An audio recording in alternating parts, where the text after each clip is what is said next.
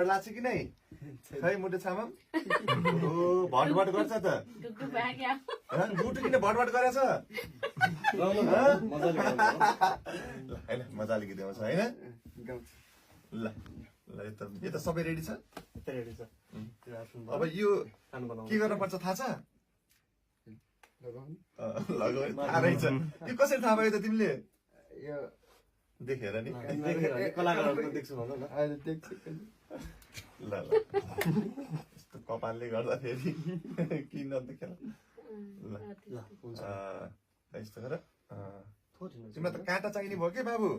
कि कपाल काट्न पर्ने भयो कि काँटा चाहिने ल यति बेला पुग्छ है त ल ल दिदी के भन्नु छ एकदम राम्रोसँग गाउनु भाइ है अब हामी चाहिँ अब बाहिर जानुपर्छ भित्र बस्नु पाउँदैन एकदम राम्रो गाउनु अब त्यहाँ गाए अनुसार त राम्रै गाउनुहुन्छ जस्तो लागिरहेछ है एकदम कोसिस गर्नु नडराइकन ढुक्क भएर किनकि म पनि अब पहिलोचोटि स्टुडियोमा जाँदाखेरि खलखल्ती पसिना भएको थिएँ होइन त्यस्तो चाहिँ नहुनु है तपाईँले त धेरै पर्फेक्ट भएर आइसक्नु भएको छ उतैबाट